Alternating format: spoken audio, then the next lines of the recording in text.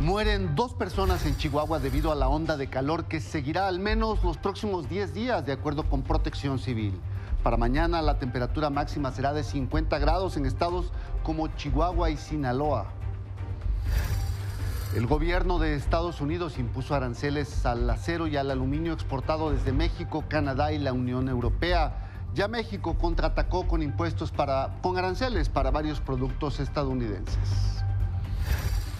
Y el exfiscal de Jalisco, Carlos Nájera, renunció como secretario de Trabajo a 10 días del atentado que sufrió. Dijo que busca evitar otro ataque y proteger a sus colaboradores. Asesinan a 11 personas más en manifestaciones en Nicaragua. Son 100 ya los muertos desde que iniciaron las protestas en contra del presidente Daniel Ortega. Los integrantes de la selección mexicana de fútbol se despidieron en Los Pinos previo a su viaje al Mundial de Rusia y como cada 4 años ofrecieron hacer historia. Que no les quepa la menor duda que este equipo, comprometido y sobre todo mentalizado a no nada más llegar a un quinto partido, sino en hacer historia, a intentar ser campeones del mundo.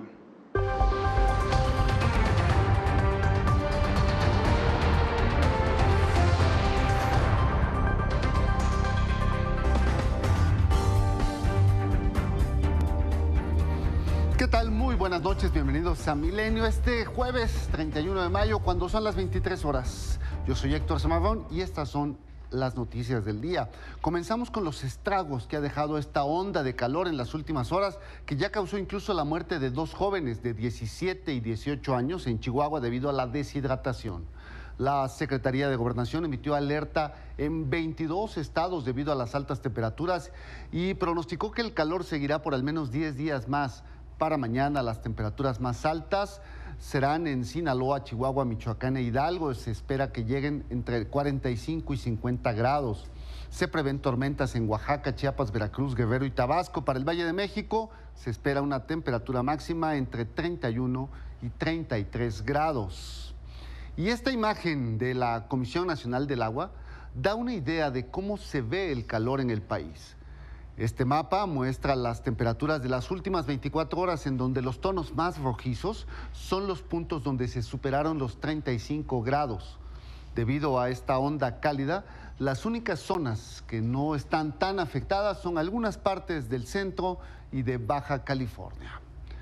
Los niños menores de 5 años son quienes están más en riesgo ante ondas de calor como esta. Por ello, ante el riesgo de un golpe de calor, el IMSS recomendó bajar la temperatura de los niños con un baño de agua helada, darle agua fresca con un poco de sal, procurar que esté en un lugar fresco y ventilado y, muy importante, no darle medicamentos para intentar bajar la fiebre. Así, el calor en estos días, en las últimas horas. Pero otra de las noticias que marcó este día fue lo que ya se preveía desde ayer. El presidente de Estados Unidos, Donald Trump, decidió finalmente iniciar una guerra comercial contra sus grandes aliados, la Unión Europea, Canadá y México. Estados Unidos anunció la imposición de aranceles del 25% al acero y de 10% al aluminio. Entrarán en vigor en unos minutos ya a partir de esta medianoche, algo que estaba anunciado desde marzo, pero se dejó en suspenso para ver cómo avanzaba la negociación del TLC. Las principales automotrices de Estados Unidos, Kia, Toyota, Honda, entre otras, rechazaron esta medida. Consideran que los únicos afectados serán las empresas y los consumidores, que al final de cuentas serán quienes acaben pagando los costos debido a los nuevos impuestos. Y en respuesta, la Secretaría de Economía en México impondrá medidas equivalentes a diversos productos estadounidenses por un monto equiparable al nivel de afectación de estos aranceles. La medida estará vigente hasta que el gobierno estadounidense no elimine los nuevos impuestos. Sin embargo, reiteró la apertura de México al diálogo constructivo con Estados Unidos, y los productos que se verán afectados por estas medidas en México son los aceros planos, que incluyen lámina caliente y fría, recubiertos y tubos diversos, lámparas, alimentos como las piernas y paletas de cerdo, embutidos, preparaciones alimenticias, algunos quesos, frutas, manzana, uva, arándano, entre otros productos.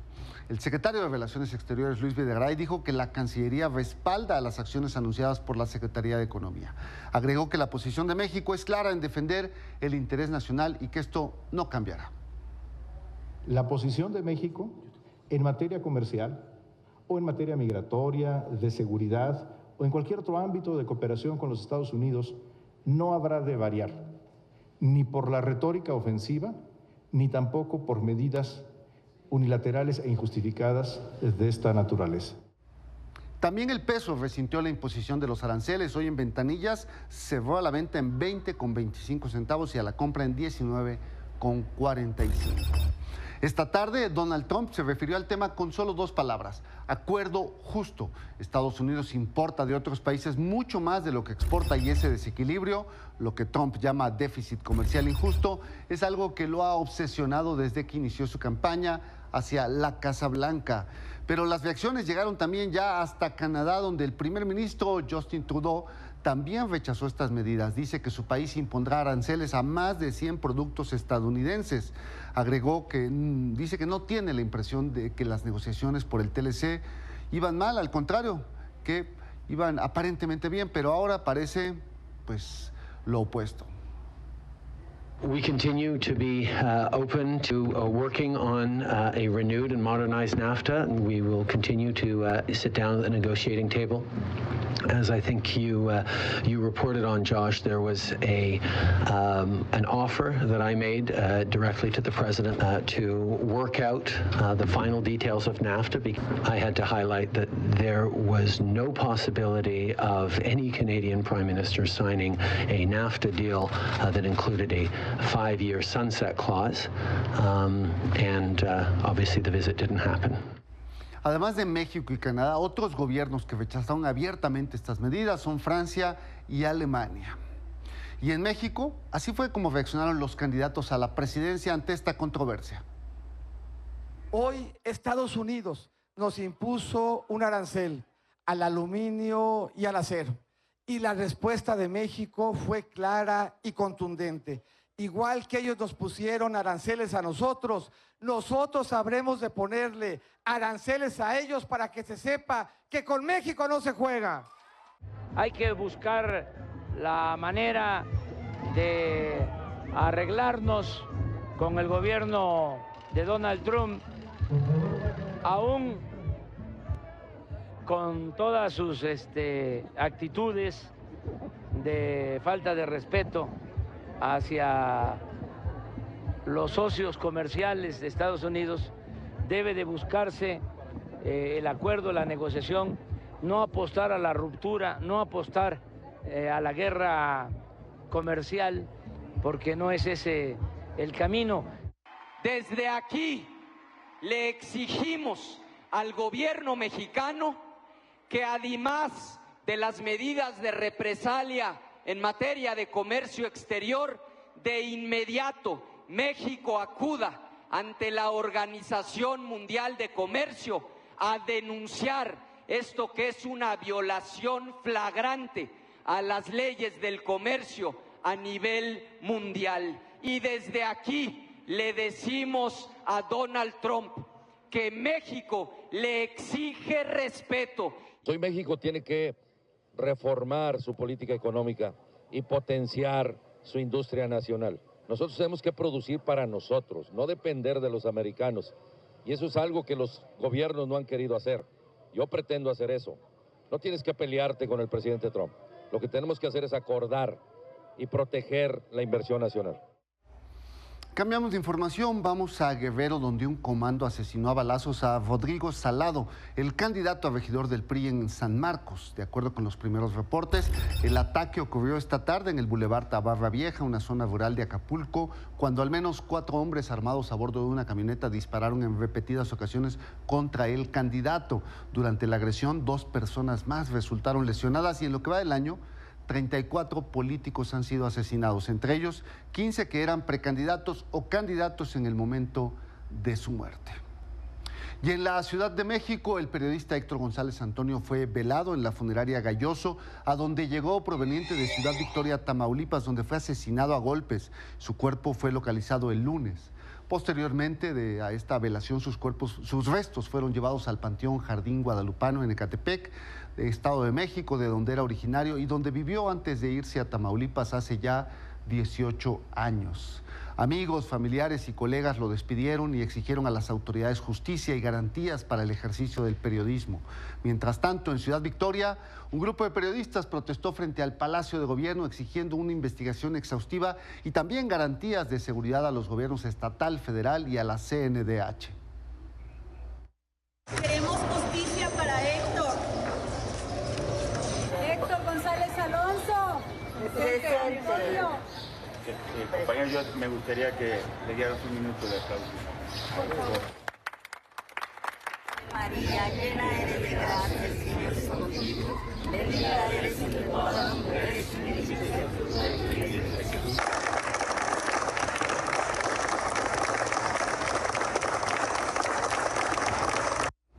En Chihuahua, 3 estudiantes de enfermería fueron reportados como desaparecidos en la ciudad de Parral. Según la Fiscalía Estatal, el domingo desapareció Mayra Guadalupe Mendoza. Al día siguiente, un comando irrumpió en el domicilio en la colonia Kennedy, en el cual Mayra compartía con Sigrid Díaz y Osvaldo Galván, de 21 y 22 años respectivamente. Se llevaron a sus 2 compañeros y a un amigo de ellos, quien fue liberado a unas cuadras del lugar. Por el momento solo se ha denunciado la desaparición de Sigrid y Osvaldo ante las autoridades. En Jalisco, el gobernador Aristóteles Sandoval anunció la renuncia del secretario del Trabajo y exfiscal de la entidad, Luis Carlos Nájera, apenas 10 días después del atentado en su contra.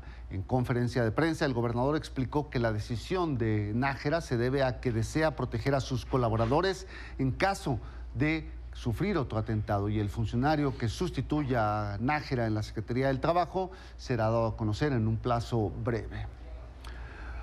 Vamos a cambiar de tema. Esta tarde el presidente Enrique Peña Nieto encabezó el abanderamiento de la selección de fútbol que va a representar a México en el Mundial de Rusia. Les deseó suerte y dijo que los futbolistas van a lograr lo que no hace la política: unir a los mexicanos. Ustedes son el equipo que logra en este momento de nuestra historia y de la historia política de nuestra nación, lo que no logran los partidos políticos.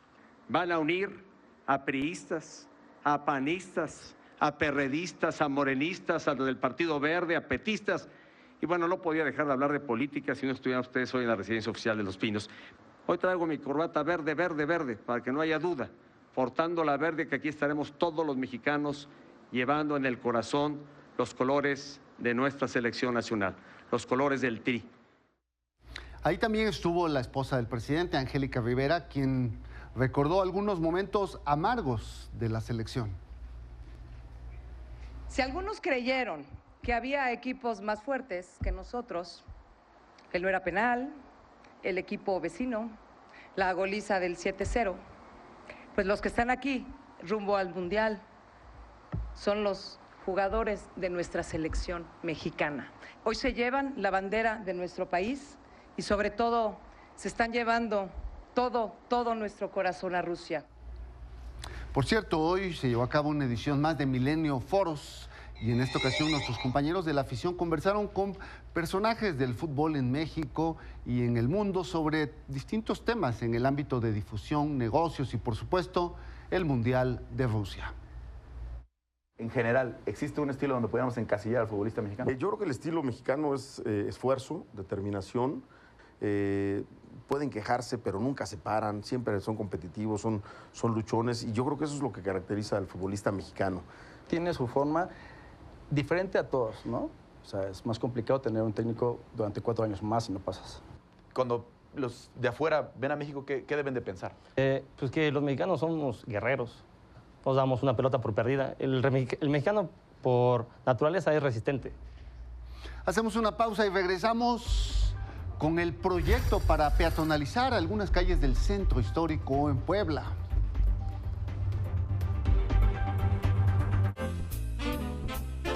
Mi papá es un crack. Soy totalmente Palacio.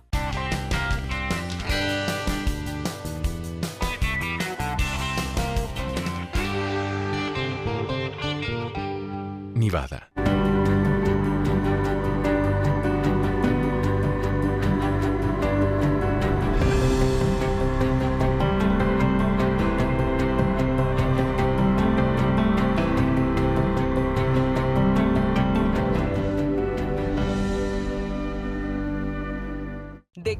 mejor son estas elecciones? Yo sí tengo un plan. Vamos a acabar con la corrupción. Seré un presidente sin fuero. Mocharle la mano al que robe. México es multicolor y los candidatos también. Ve más allá de los colores. Elige Milenio.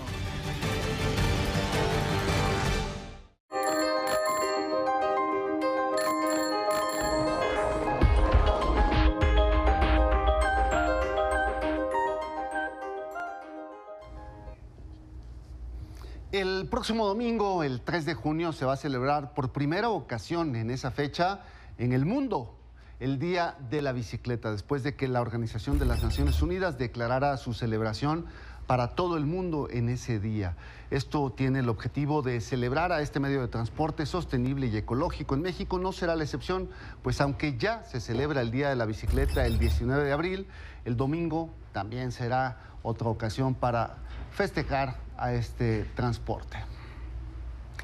En Puebla, el ayuntamiento va a llevar a cabo una prueba piloto para peatonalizar 4 calles del centro histórico y analizar si es viable cerrarlas. Es que, de acuerdo con la Secretaría de Movilidad, en las horas pico circulan ahí más de 13,700 peatones en comparación con poco más de 5,000 vehículos, la mayoría de ellos con un solo ocupante. Aunque aún no se determina la fecha en que se crearán los corredores peatonales, ya se definió que la prueba se va a llevar a cabo durante 6 fines de semana, entre las 7 y las 22 horas. ¿De qué calles se trata? Pues de calles que están ahí en el pleno centro histórico, Reforma, Juan de Palafox y Mendoza. 16 de septiembre, las 5 de mayo y las 6 Oriente y las 6 Norte. Esto le va a dar a la ciudad una enorme cantidad de metros cuadrados de corredores peatonales. Y al establecer esos ejes urbanos nos permite que el peatón pueda recorrer sitios de interés, además de que conecta con las calles peatonales ya existentes en la ciudad. Actualmente contamos con 19,000 metros cuadrados ya existentes como corredores peatonales. Con esta prueba piloto se pretende agregar 23,000 metros cuadrados a los ya existentes. El transporte público es un gran aliado de la peatonalización de centros históricos, porque pues justamente si la gente no trae auto, llega en transporte público, ya sea en ruta o en otra de las rutas de transporte convencional, se bajan y caminan y realizan sus compras y se van de nuevo en transporte público. En el caso de los estacionamientos también es un aliado porque se pueden realizar estrategias donde, la gente va a llegar en auto, pero no quieres que se mueva de la tienda a la otra tienda en automóvil o de ahí al restaurante y demás. O sea, justamente lo que quieres es como disminuir ese flujo de automóviles. Este 1 de junio, es decir, en unas horas le iba yo a decir, pero no, en unos minutos ya, se cumplen 10 años de operaciones del tren suburbano aquí en la zona metropolitana. Ha transportado a miles y miles de usuarios. ¿Qué significan estos 10 años del suburbano para la Ciudad de México? Max Noria, director de comercialización y vocero de Ferrocarriles Suburbanos, nos acompaña esta noche y te doy la bienvenida, Max, y cuéntanos, ¿qué ha significado en términos de viajes, de pasajeros y de transformación para la ciudad la presencia del suburbano? Héctor, antes que nada, muchas gracias por la invitación. Y sí, faltan unos minutos para cumplir 10 años de muchos logros, de muchos compromisos. Muy orgullosos de trabajar en este transporte que, te corrijo, ha transportado a 421 millones de usuarios en estos primeros 10 años. 195,000 usuarios diarios transportados de forma segura en un trayecto que antes se hacía en más de 2 horas 30 minutos, ahora en 25 minutos o menos. ¿Cuántos kilómetros son? Tenemos 27 kilómetros. ¿27 kilómetros? 27 kilómetros en 2 entidades federativas, como es el Estado de México y la Ciudad de México, y sus 7 estaciones. Desde Buenavista hasta Cuautitlán. Hasta Cuautitlán, y bueno, pasamos por municipios como Tultitlán, Tlalnepantla, o delegaciones como Cuauhtémoc o Azcapotzalco, que como sabes son de gran envergadura. No son mis zonas usuales, pero lo he utilizado y puedo constatar la eficiencia del recorrido, ¿no? Un recorrido en el que la mayoría de los pasajeros tiene una buena impresión. Pues mira, desde que iniciamos operaciones decidimos realizar encuestas de satisfacción, obviamente con una encuestadora externa, para saber cuáles eran nuestras fortalezas, nuestras áreas de oportunidad. Afortunadamente, desde que iniciamos operaciones con evaluaciones por arriba del 8.5, la última del 2017 con una evaluación global de 8.65, y pues, evaluaciones sobre todo en aquellos atributos que más le interesan a gente que se mueve en transporte público. Primero, rapidez, y seguridad. 99% de nuestros usuarios dicen sentirse seguros tanto en los trenes como en las estaciones. Y bueno, para esto en el transporte público en estos momentos es algo un logro bastante grande. Bueno, la zona metropolitana del Valle de México se caracteriza en estos días por asaltos en el transporte público, por robos, bueno, pues hasta violaciones y muertes ha habido. Es una gran polémica que hay en el transporte concesionado y en particular en los microbuses. Sin embargo, aquí la experiencia es completamente diferente. ¿Por qué no tienen vagones rosas, por ejemplo? ¿Por qué no separan a mujeres y hombres? Mira, desde que iniciamos el servicio cumplimos un reglamento que establecimos para eso, para cumplirse. Tenemos 500 cámaras de videovigilancia que vigilan el sistema las 24 horas del día, pero también 160 elementos de seguridad que recorren tanto trenes, andenes y todos los puntos que se encuentran en las estaciones. Hemos creado una nueva cultura de transporte en el cual saben los usuarios las reglas y saben que las tienen que respetar. Entonces creo que ha sido una parte de la empresa, pero una parte mayor del usuario. No ha habido necesidad. No ha habido esa necesidad. No tienen denuncias de agresiones a las mujeres en los vagones del suburbano. Hemos tenido y han sido mínimas porque cuando se han detectado y se han denunciado hemos actuado con las autoridades de forma oportuna. Esto pues minimiza que se traten de delinquir en estas actividades. ¿Y qué hay de los planes de expansión? El suburbano estaba proyectado en su origen para llegar hasta Huehuetoca, ¿no? Unos, ¿qué? 10 o 15 kilómetros más. 19 kilómetros más, 19 Héctor, kilómetros y es más. parte de nuestro plan. Dentro del título de concesión otorgado en el año 2005, esta ampliación a Huehuetoca ha sido un trabajo que hemos venido desarrollando. Tenemos que ver todos los temas económicos y técnicos. Hemos trabajado con la Secretaría de Comunicaciones y Transportes, a su vez también con la Secretaría de Hacienda, y sabemos que tarde o temprano vamos a materializar este proyecto porque es una demanda social. Es una zona bastante concurrida. Tenemos municipios como Huehuetoca, Jaltocan, Zumpango, donde están las ciudades bicentenario. Entonces sabemos que tenemos que llegar y cubrir esta zona. ¿De qué depende que se concreten? Dependerá de los temas económicos en este momento. Repito, hemos trabajado con las dos autoridades que están inmiscuidas en el tema y sabremos del gran interés que ellos tienen. Esperemos que brevemente podamos concretarlo. Muy bien, y entre las actividades para celebrar estos 10 años, ¿planearon algo especial? Pues hemos empezado el año con pie derecho. Tuvimos la exposición de la Sedena, la Gran Fuerza de México, con más de 600,000 visitantes. El día domingo 10 de junio, la tercera carrera de suburbano, en la cual les invitamos a todo tu público para promover el deporte. El año pasado, te quiero comentar, 275 eventos culturales de forma gratuita, orquestas sinfónicas, obras de teatro, etcétera. Tratamos de recuperar el espacio público, no nada más en nuestro aniversario, sino desde el inicio de operaciones, para hacer un foro abierto que la gente pueda entretenerse de forma segura. Además, como la misión de ser, transportar de forma segura y rápida a miles de capitalinos y del Estado de México. Bueno, pues ahí está el suburbano a 10 años en cifras, en datos y en una experiencia que hasta ahora ha sido satisfactoria. Max Noria, muchísimas gracias por acompañarnos esta noche. Te agradezco muchísimo. Buenas noches. Buenas noches.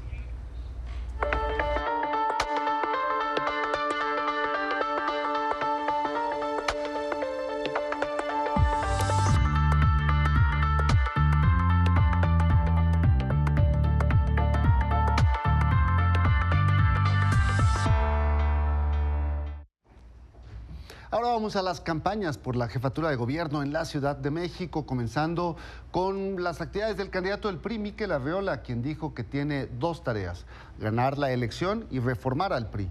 Al participar en el foro Propuestas para la Ciudad de México, que se realizó en la UAM Coajimalpa, Arriola dijo que él no anhela tener casas, ranchos, caballos, relojes, casas o mujeres, porque es un hombre de familia y quiere hacerle un bien a México. Afirmó que se debe dejar de lado la lógica de los partidos políticos, de gobiernos y privilegios para comenzar a dialogar de frente con los ciudadanos.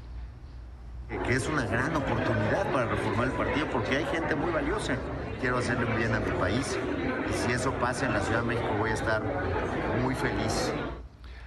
La candidata de la coalición Por la Ciudad al Frente, Alejandra Barrales, también presentó sus propuestas ante los estudiantes de la UAM Coajimalpa. Ahí llamó al gobierno de la ciudad a atender a los damnificados del multifamiliar Tlalpan y se pronunció por cubrir el costo total de sus viviendas para evitar que la gente siga acampando en la calle. He hecho este llamado, pero ayer lo volví a puntualizar. Ayer por la noche subí a mis redes este llamado que tiene nombre y apellido, y el llamado es particularmente al gobierno y a esta comisión que ha sido creada para atender el tema de la reconstrucción. He sido muy respetuosa y muy cuidadosa de que esto no parezca o no se preste a una cuestión electoral, ¿no? Al llamado de los universitarios de la metropolitana allá en Coajimalpa también acudió la candidata Claudia Sheinbaum y dijo que es una falta de respeto cómo son tratados los damnificados del 19 de septiembre, un trato que vaya en la deshumanización, pues ni el jefe de gobierno José Ramón Amieva o la candidata Alejandra Barrales tienen idea de cómo reconstruir, pues en 9 meses solo se ha visto incapacidad y corrupción absoluta. Eso es lo que dijo. No puede ser el tema del multifamiliar Tlalpan, pero hay muchos otros, en Xochimilco, en Iztapalapa, en donde el gobierno de la ciudad no ha atendido a los damnificados. Benito Juárez, Cuauhtémoc. No hay proyecto de reconstrucción, no existe. Hicieron una ley de reconstrucción, con eso creyeron que era suficiente, pero no hay capacidad para echar a andar nada en el gobierno de la ciudad. Sobre esto, justo después de que ayer anoche los damnificados del multifamiliar Tlalpan bloquearon el paso en el cruce con Tasqueña, el jefe de gobierno de la Ciudad de México, José Ramón Amieva, llegó al lugar después de medianoche y se comprometió a apoyarlos a recuperar sus viviendas. Dijo que se va a aprobar ya la incorporación de 36 inmuebles de la organización al presupuesto de reconstrucción, incluidos los del multifamiliar Tlalpan. Sin embargo, será hasta la próxima semana cuando se defina el monto que se va a destinar a cada inmueble. El acuerdo fue que mañana viernes se autoriza la incorporación de estos edificios y los demás edificios que resulten, y seguimos trabajando para la semana que entra a la brevedad, entregar la fórmula y entregar las reglas. Que una vez que tengamos nosotros todas las variables que integran la fórmula, en automático los recursos tienen una aplicación. Ahorita estamos para eso, estamos para ejercer actos de gobierno en favor de las personas que han sido afectadas, no para generar una distorsión o generar una confusión o una malinformación. Hacemos una pausa y regresamos con Erika Montoya, más afición. Vamos a hablar de golf, de básquetbol y de mucho más.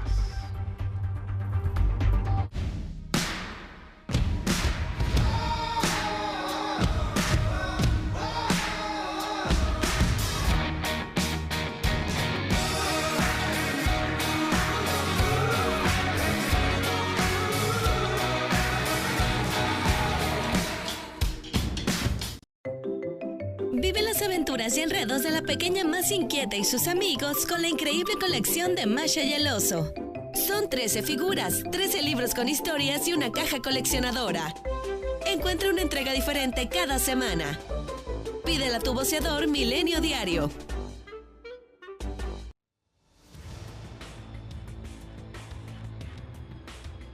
El numerazo. Viernes, 20:45 horas, por Milenio Televisión.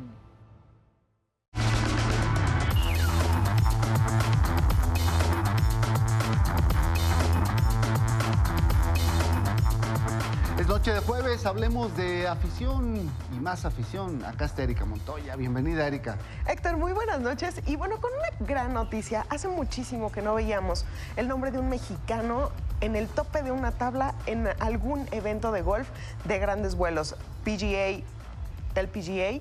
Y bueno, ahora Abraham Ancer nos sorprendió allá en Ohio porque se adueñó de la posición provisional, el número 1, allá en el Memorial Tournament. Es un torneo de Jack Nicklaus, en donde está Tiger Woods, en donde está Phil Mickelson, en donde está Rory McIlroy. Y bueno, este mexicano ahorita va en la cima de la tabla con menos 7 golpes, 65 golpes en su primera ronda, seguido por Joaquín Neyman de Chile, quien empató en primera posición junto con él, y también está Hideki Matsuyama de Japón. Todos ellos tuvieron 65 golpes, 7 bajo par, y bueno, figuras como Justin Thomas, que es el número 1 del mundo, Tiger Woods y Rory McIlroy, Phil Mickelson, todavía están muy abajo en la tabla en esta primera ronda. Justin Thomas va en el número 47 junto con Tiger Woods, mientras Phil Mickelson y Rory McIlroy están en el 74, con posibilidades de mañana, si no recuperan, no pasar el corte. A ver, repítenos el nombre del mexicano, es... Abraham Ancer. Abraham Ancer. Hay que acordarse de este nombre porque mañana hay que seguirlo. Lo que hizo en el torneo es envidiable. Sí, la verdad tuvo una ronda impecable en donde solo cometió un solo error, un solo bogey por 8 birdies. Y bueno, el día de mañana va la segunda ronda. Todavía es temprano para hablar de una victoria de este mexicano por allá, pero sin duda es una gran noticia ver el nombre de un mexicano en la cima de una tabla en un torneo de la PGA. ¿Qué más, Erika? Y bueno, cambiando de eso, nos mudamos al tema del Mundial, porque ya sabes, estamos ya tan cerca, todo es Mundial y todo. La selección mexicana visitó hoy Los Pinos, los abanderaron de cara a Rusia 2018, estuvieron allá con el 2 semanas ya para que Sí, empiece. ya 13 días, ya estamos a casi nada. Y bueno, en una ceremonia ante 500 personas, los seleccionados mexicanos hablaron de que más que ir por el quinto partido, van a ir por el título. Eso fue lo que dijo el capitán Rafael Márquez.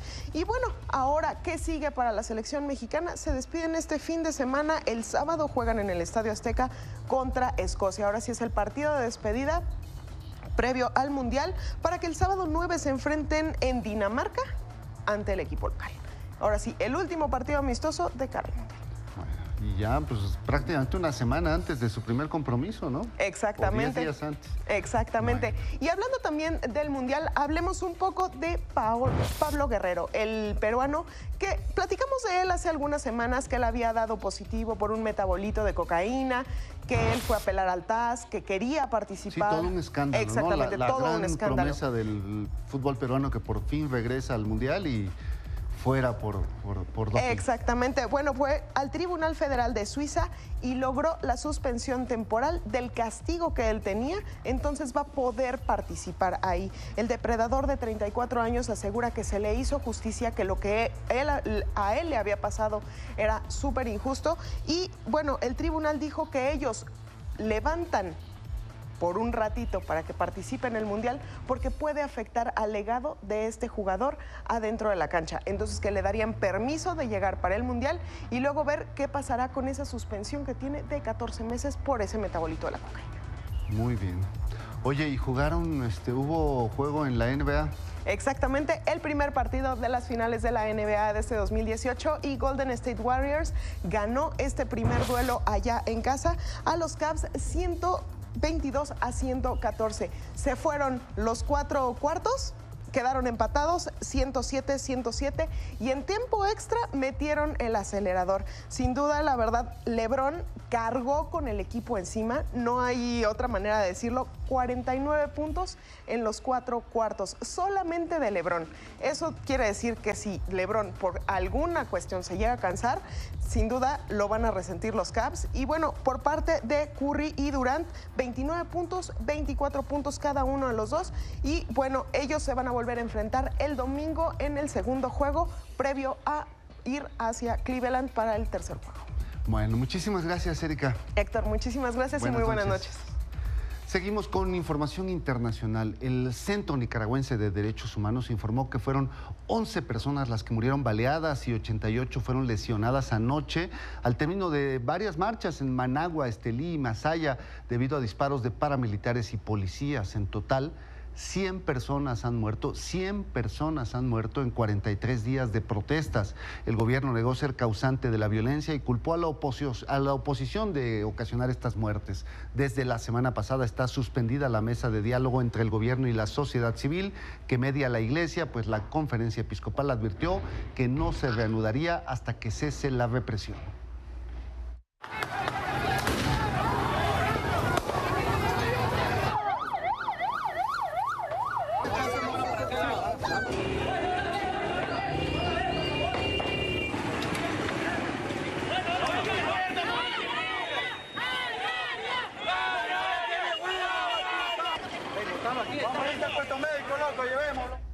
Bueno, terribles las cosas que se están viviendo allá en Nicaragua, donde incluso esta tarde hubo la renuncia de un funcionario electoral que se pedía desde hace tiempo, pero no, las cosas están mucho más fuertes y duras. También en España hay momentos de tensión, sobre todo después de que se aprobara en el Congreso la moción de censura que se va a votar mañana en unas cuantas horas para retirar al presidente del gobierno español, Mariano Rajoy, de su puesto.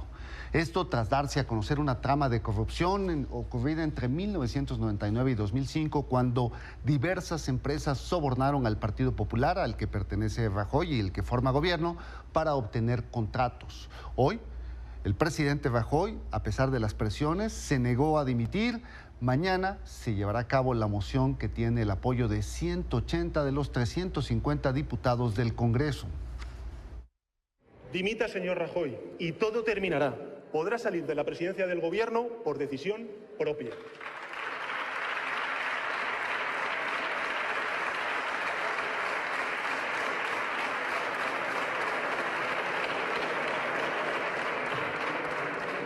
¿Va a dimitir, señor Rajoy?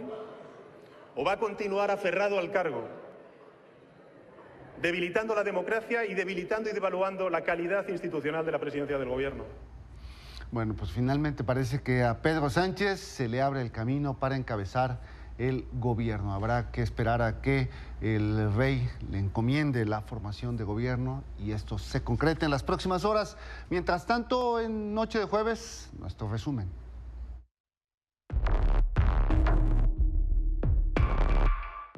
Un ladrón que tenía amenazados a los trabajadores de una tienda Electra murió tras enfrentarse a un policía que frustró el asalto en la delegación Iztapalapa. Al realizar sus labores de seguridad, el policía se percató que dentro del negocio había un hombre armado. El agente ingresó al establecimiento, pero al notar su presencia, el asaltante realizó disparos con arma de fuego contra el elemento, que repelió la agresión y lo lesionó. Se solicitó el apoyo de los servicios médicos, pero el agresor murió en el lugar. Su cómplice logró escapar. La Secretaría de Salud advirtió que en México 137 personas mueren al día debido a enfermedades derivadas de la adicción al cigarro. Al encabezar la conmemoración del Día Mundial sin Tabaco, el secretario de Salud, José Narro, mencionó que fumar provoca 1 de cada 10 muertes por enfermedades del corazón. Por su parte, el Comisionado Nacional contra las Adicciones, Manuel Mondragón, detalló que el consumo de tabaco en adolescentes de secundaria y bachillerato llegó a los 3.127.000 y de estos, 772.000 fuman diario. Facebook anunció la activación de la pestaña de temas, una herramienta que busca contribuir a la difusión de información verídica y fomentar la participación ciudadana en su plataforma previo a las elecciones en México. Esta pestaña permitirá a los ciudadanos consultar las propuestas de los candidatos en sus perfiles de Facebook y que así los votantes estén mejor informados. En ese espacio, los candidatos podrán compartir sus posicionamientos sobre una serie de temas que fueron elegidos por un grupo de académicos de la UNAM. Hace 68 años, el poeta Jaime Sabines publicó Oral, libro que contiene Los Amorosos, uno de sus poemas más emblemáticos. Para celebrar la fecha, Grupo Planeta, junto con la productora Alebrije y el Programa Nacional de Salas de Lectura, iniciaron una serie de actividades alrededor del poema y del documental Sin Dios y Sin Diablo, Jaime Sabines y sus lectores. La película, dirigida por Claudio Isaac, que se exhibe desde esta semana en la Cineteca Nacional, da voz a cerca de 20 distintos lectores para quienes el poema Los Amorosos cambió sus vidas. Milenio Noticias.